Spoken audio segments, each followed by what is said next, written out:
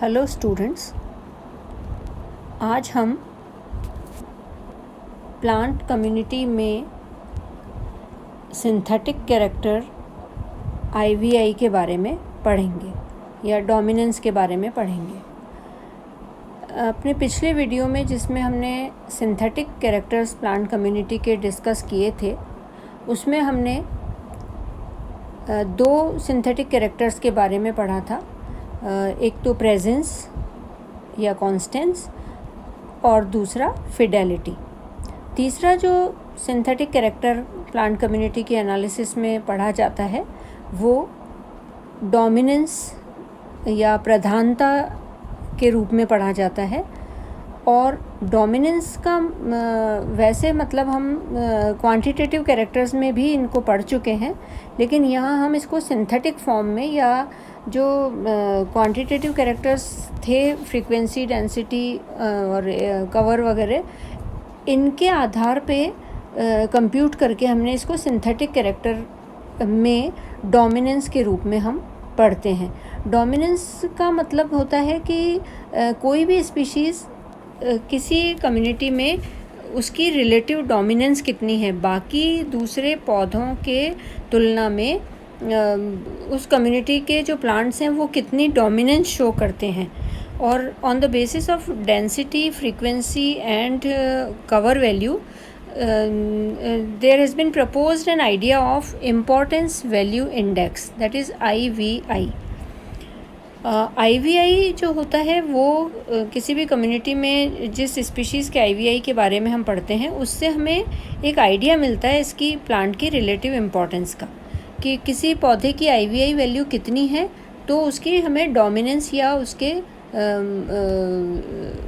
Importance का पता लगता है। और IVI निकालने के लिए हम जो दो तीन वैल्यूज़ हमारे सामने आती हैं या हम उसको ज्ञात करते हैं, और इन वैल्यू के बेसिस पे हम डोमिनेंस या IVI की कैलकुलेशन करते हैं। IVI निकालने के लिए हमें एक तो रिलेटिव फ्रीक्वेंसी, रिलेटिव डेंसिटी और रिलेटिव डोमिनेंस या बेसल एरिया की आवश्यकता पड़ती है। यहाँ रिलेटिव डोमिनेंस हमारा क्वांटिटेटिव कैरेक्टर है। यहाँ डोमिनेंस यहाँ सिंथेटिक कैरेक्टर के रूप में आप कंफ्यूज नहीं हो। तो रिलेटिव फ्रीक्वेंसी निकालने के लिए हम जो फॉर्मूला यूज़ करते हैं, that is frequency of a species divided by total frequency of all the species multiplied by 100। मतलब ये परसेंटेज में आएगी। और एक स्पीशीज़ की फ्रीक्वेंसी हमें पता है कि हम कम्युनिटी में जब हमने क्वांटिटेटिव कैरेक्टर्स पढ़े थे तो आपको ध्यान होगा कि हमने फ्रीक्वेंसी की कैलकुलेशन के लिए इस तरीके से एक टेबल, ऑब्जर्वेशन टेबल की सहायता ली थी। और इसमें जो सैम्पलिंग यूनिट हमने यूज़ की थी दैट वाज क्वाड्रेट। तो 10 क्वाड्रेट, जैसे यहाँ इस टेबल से पता लग रहा है, 10 क्वाड्रेट हमने फील्ड में डाले थे और हर क्वाड्रेट में जो जो स्पीशीज़ आई थी उनकी हमने रिकॉर्डिंग की थी या उनको हमने ऑब्ज़र्व किया था। जैसे प्लांट A है, मान लो A, B, C, D, E ये प्लांट स्पीशीज़ हैं, तो A स्पीशीज़ की अकरेंस हमने देखी थी कि वो फर्स्ट क्वाड्रेट में मिली, फिर थर्ड में, फिफ्थ में। इस तरीके से हमने एक ऑब्जर्वेशन टेबल बनाई थी और उससे हमने फ्रीक्वेंसी की कैलकुलेशन की थी कि कोई भी प्लांट 10 क्वाड्रेट में से कितने क्वाड्रेट में पाया गया, उसकी अकरेंस का पता लगाना था कि इसमें पाया गया या नहीं पाया गया। तो इसके आधार पे हमने ये फार्मूला जो था फ्रीक्वेंसी का, उसमें इससे हमने, इसकी सहायता से हमने परसेंट फ्रीक्वेंसी ज्ञात की थी किसी भी स्पीशीज़ की, कि कोई भी स्पीशीज़, जैसे फ्रीक्वेंसी ऑफ A स्पीशीज़ है तो number of quadrat of occurrence वो 10 में से कितने क्वाड्रेट में पाई गई upon total number of quadrats, हमने कितने क्वाड्रेट डाले। सपोज़ 3 क्वाड्रेट में स्पीशीज़ पाई गई और हमने 10 क्वाड्रेट डाले, तो 3/10 मल्टीप्लाइड बाय 100, दैट इज़ 30%। तो 30% जो है वो उसकी फ्रीक्वेंसी हुई। इस तरीके से हम जितने प्लांट स्पीशीज़ कम्युनिटी में वहाँ पाई जाती हैं उनकी, सपोज़ यहाँ पे ये 5 का हमने एग्जांपल लिया है और ये इससे ज़्यादा भी हो सकते हैं, और हर स्पीशीज़ की हमने परसेंट फ्रीक्वेंसी कैलकुलेट कर ली। अब हम परसेंट फ्रीक्वेंसी हमारे पास सभी स्पीशीज़ की आ गई, तो उनकी हमने वर्टिकल टोटल किया कि इनका कितनी फ्रीक्वेंसी है, या हमने अकरेंस का टोटल किया कि एक स्पीशीज़ 3 क्वाड्रेट में मिल रही है, दूसरी स्पीशीज़ 5 क्वाड्रेट में मिल रही है, तीसरी स्पीशीज़ 2 क्वाड्रेट में मिल रही है। तो हमने इनकी या तो अकरेंस का टोटल कर लें या इनकी परसेंट फ्रीक्वेंसी का टोटल कर लें, एक ही बात है। और टोटल जो फ्रीक्वेंसी है वो हम यहाँ पे इसकी सहायता से हम रिलेटिव फ्रीक्वेंसी की कैलकुलेशन कर सकते हैं कि frequency of one species A species upon total frequency of all the species, उस कम्युनिटी में जितने प्लांट्स थे उनकी फ्रीक्वेंसी का या अकरेंस का टोटल मल्टीप्लाइड बाय 100। इस तरीके से हम रिलेटिव फ्रीक्वेंसी की कैलकुलेशन कर लेते हैं। नाउ डोमिनेंस या IVI निकालने के लिए हमें जो दूसरे पैरामीटर की ज़रूरत होती है वो है रिलेटिव डेंसिटी। रिलेटिव डेंसिटी निकालने के लिए हमें इस फॉर्मूले की सहायता लेनी होती है, that is density of one species और a species upon total density of all the species multiplied by 100। अब इस फॉर्मूले को की सहायता से हम रिलेटिव डेंसिटी, मतलब किसी भी स्पीशीज़ की, जैसे ए स्पीशीज़ है तो उसकी बाकी की जो प्लांट स्पीशीज़ पाई गई हैं, बाकी के जितने भी प्लांट्स पाए गए हैं कम्युनिटी में, उनके तुलना में, उनके रेफरेंस में इस प्लांट की स्पीशीज़ रिलेटिव डेंसिटी कितनी होगी, ये निकालने के लिए हमें डेंसिटी निकालनी पड़ेगी। और डेंसिटी हमने क्वांटिटेटिव कैरेक्टर में इसका फॉर्मूला देखा था कि डेंसिटी कैसे हम ज्ञात कर सकते हैं। डेंसिटी ज्ञात करने का जो फॉर्मूला है वो है total number of individuals of the species in all the quadrats. सभी क्वाड्रेट में पाए जाने वाले किसी भी स्पीशीज़ के टोटल नंबर्स कितने हैं, कितने प्लांट्स पाए गए, कितने नंबर उसके पाए गए, upon total number of quadrat studied. Total number of quadrat कितने पाए गए, तो टेबल यही रहती है इसमें भी। और जैसे total number of quadrat studied तो 10 रहेगा, डिनोमिनेशन में हमेशा 10 रहेगा, और ऊपर जो न्यूमरेटर है उसमें total number of individuals of species in all the quadrat.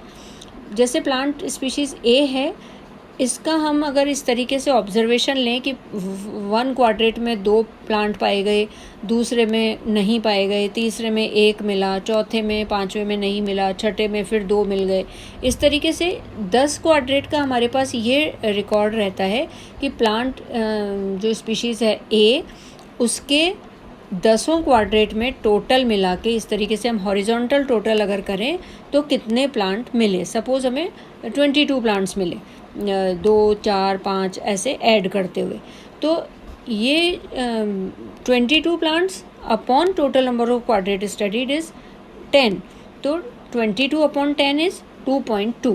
तो डेंसिटी जो ए स्पीशीज़ की होगी वो 2.2 होगी। अब इसी डेंसिटी, इसी स्पीशीज़ की रिलेटिव डेंसिटी कैसे निकालेंगे?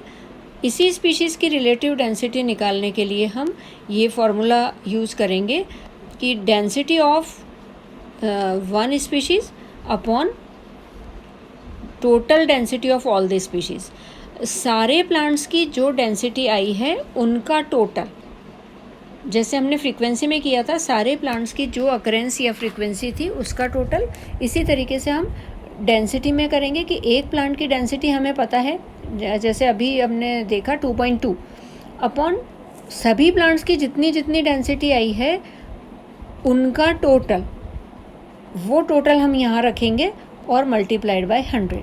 तो ये इस प्लांट की बाकी के सभी प्लांट के रेफरेंस में प्लांट ए की डेंसिटी, रिलेटिव डेंसिटी आ जाएगी। ये IVI निकालने के लिए दूसरा पैरामीटर हुआ। अब तीसरा पैरामीटर जो है दैट इज़ रिलेटिव डोमिनेंस या बेसल एरिया। डोमिनेंस को हम यहाँ बेसल एरिया के रेफरेंस में पढ़ेंगे। हमने अपने क्वांटिटेटिव कैरेक्टर्स वाले वीडियो में ये बात मैंने आपको बताई थी, और ये बात हमने पढ़ी थी कि डोमिनेंस यहाँ क्वांटिटेटिव कैरेक्टर में बेसल एरिया के रूप में निकालते हैं। और बेसल एरिया की कैलकुलेशन हमने की थी, वो किस तरीके से की थी अभी मैं वापस उसको रिवाइज़ कर देती हूँ।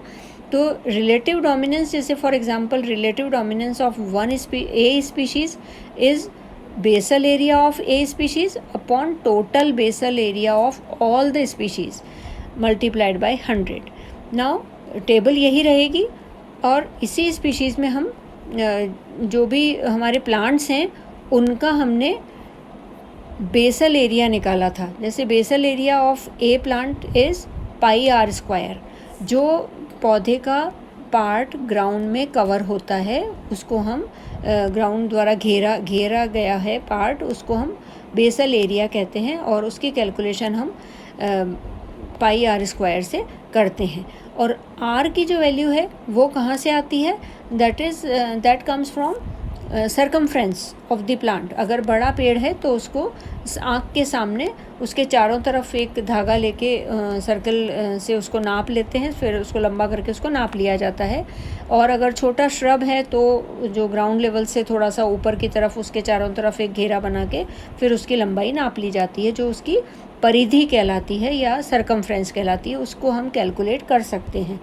तो 2πr जो है वो सरकमफ्रेंस होती है और 2πr की वैल्यू हमें धागे से मिल जाती है। धागे की जो लंबाई होगी स्केल पे उससे हम 2πr निकालते हैं, या वो 2πr होता है और उससे हम r की वैल्यू निकाल लेते हैं और वो r की वैल्यू हम यहाँ πr² में रखते हैं और इससे हमें बेसल एरिया उस पौधे का मिल जाता है। तो ये जो बेसल एरिया है किसी भी पौधे का, ये बेसल एरिया जैसे for example A plant species है उसका बेसल एरिया πr² से निकलेगा। उसकी जो परिधि आएगी वो 2πr होगी और 2πr से हम r निकालेंगे और r को हम πr² में जब रखेंगे तो हमें बेसल एरिया मिल जाएगा। और बेसल एरिया एक पौधे का, और इसी तरीके से हमने उस कम्युनिटी में जितने प्लांट्स आए हैं हमारे ऑब्जर्वेशन टेबल में उन सभी का बेसल एरिया हम निकालेंगे और इनका हम टोटल करेंगे, total basal area of all the species. इस तरीके से हम रिलेटिव बेसल एरिया निकालेंगे उसी स्पीशीज़ का। स्पीशीज़ ए है उसका रिलेटिव बेसल एरिया निकालने के लिए उस स्पीशीज़ का basal area upon total basal area of all the species multiplied by 100। मतलब सभी स्पीशीज़ के बेसल एरिया के रेफरेंस में उस स्पीशीज़ का बेसल एरिया कितना है, that is its relative basal area और रिलेटिव डोमिनेंस। तो इस तरीके से हमें हमारे सामने ये तीनों वैल्यूज़ हर प्लांट स्पीशीज़ की निकल जाती है, relative frequency, relative density and relative dominance और the basal area. Now how we calculate IVI? IVI is calculated as relative frequency plus relative density plus relative dominance और the basal area। जैसा कि हमें फॉर्मूले से पता लग रहा है, हमने इन तीनों को परसेंटेज में निकाला है, तो जो रिलेटिव फ्रीक्वेंसी है वो 100 से ज़्यादा नहीं हो सकती, रिलेटिव डेंसिटी 100 से ज़्यादा नहीं होगी और रिलेटिव डोमिनेंस 100 से ज़्यादा नहीं होगी। तो किसी भी प्लांट स्पीशीज़ की हम रिलेटिव फ्रीक्वेंसी निकालेंगे। जैसे for example A plant species है उसकी रिलेटिव फ्रीक्वेंसी निकलेगी जब हमें उसकी फ्रीक्वेंसी पता होगी और total frequency of all the plants पता होगी तो हम रिलेटिव फ्रीक्वेंसी निकाल लेंगे। तो रिलेटिव फ्रीक्वेंसी होगी ए प्लांट की, ए प्लांट की रिलेटिव डेंसिटी होगी और ए प्लांट का ही रिलेटिव बेसल एरिया होगा। अगर हम इन तीनों को ऐड करते हैं तो ये किसी भी सूरत में 300 से ज़्यादा नहीं हो सकती वैल्यू, राइट। तो IVI जो है वो उस प्लांट कम्युनिटी में जितने प्लांट्स आते हैं उनका सभी प्लांट्स की हम IVI कैलकुलेट कर लेते हैं और जिस कम्युनिटी के जिस प्लांट की IVI मैक्सिमम होती है, सबसे ज़्यादा होती है, वो प्लांट उस कम्युनिटी का डोमिनेटिंग प्लांट कहलाएगा, क्योंकि उसकी रिलेटिव फ्रीक्वेंसी बाकी के सारे प्लांट्स से ज़्यादा है, उसकी रिलेटिव डेंसिटी ज़्यादा है और उसकी रिलेटिव कवर ज़्यादा है। ये कम ज़्यादा हो सकते हैं लेकिन इनका अगर एडिशन करें, इनको जोड़ने पर जो वैल्यू प्राप्त होगी वो IVI की वैल्यू अगर किसी प्लांट स्पीशीज़ की बाकी के सारे प्लांट स्पीशीज़ से मैक्सिमम है तो वो प्लांट उस कम्युनिटी का डोमिनेटिंग प्लांट कहलाएगा। या इस कैरेक्टर को हमने क्योंकि सिंथेसाइज किया है तो ये एक सिंथेटिक कैरेक्टर है जो डोमिनेंस के रूप में पढ़ा जाता है, जो IVI की कैलकुलेशन करने पे ज्ञात होता है। अब जब हम IVI निकाल लेते हैं किसी भी स्पीशीज़ का तो हम उसको एक ग्राफ पे प्लॉट करते हैं और इस ग्राफ को हम फाइटोग्राफ कहते हैं। फाइटोग्राफ में ग्राफ पेपर पे सेंटर से हम इस तरीके से 4 एक्सिस बनाते हैं। इस राइट वाली एक्सिस पे हम रिलेटिव फ्रीक्वेंसी, लेफ़्ट वाली पे हम रिलेटिव डोमिनेंस या रिलेटिव बेसल एरिया, देन नीचे वाला जो एक्सिस है उस पे हम रिलेटिव डेंसिटी, और सबसे ऊपर वाला जो एक्सिस है उस पे हम IVI के वैल्यूज़ रखते हैं। जैसे रिलेटिव, इस जो ग्राफ दिखाई दे रहा है इसमें रिलेटिव फ्रीक्वेंसी की वैल्यू 9.89 है, रिलेटिव डेंसिटी की वैल्यू 13.25 है, रिलेटिव डोमिनेंस की वैल्यू 19.03 है और IVI की वैल्यू 42.17 है। इन तीनों को ऐड करके 19, 13 और 9 इनको ऐड करके 42.17 आया और इसको हमने ऊपर की तरफ IVI की जो एक्सिस है उस पे इसका ग्राफ बनाया और इनको सबको स्केल करके ये वैल्यूज़ यहाँ पे रख दी गई हैं। तो ये जो डायग्राम और इन चारों का जो भी वैल्यूज़ आई हैं उनको चारों को आपस में मिला दिया। तो ये जो डायग्राम बनता है, इस तरीके का जो ग्राफ बनता है IVI के लिए, दैट इज़ नोन एज फाइटोग्राफ। तो हमें प्लांट स्पीशीज़ जितनी भी उस कम्युनिटी में पाई जाती हैं उनके हम फाइटोग्राफ इस तरीके से बना सकते हैं। ये जो IVI की कल्पना थी, ये जो IVI का जो कंसेप्ट दिया था, ये कर्टिस और मैकिन्टॉश ने दिया था 1950 में। और जो कम्युनिटी है उसमें किसी भी स्पीशीज़ का जो IVI है उसकी रिलेटिव इम्पॉर्टेंस या रिलेटिव डोमिनेंस की जानकारी देता है और इसका जो वैल्यू जैसा आपने देखा अभी 300 से ज़्यादा नहीं हो सकता क्योंकि ये सब इनके तीनों के टोटल के बराबर है। तो इस तरीके से हम IVI कैलकुलेट करते हैं जो कि एक बहुत इम्पॉर्टेंट सिंथेटिक कैरेक्टर है प्लांट कम्युनिटी का। Thank you very much.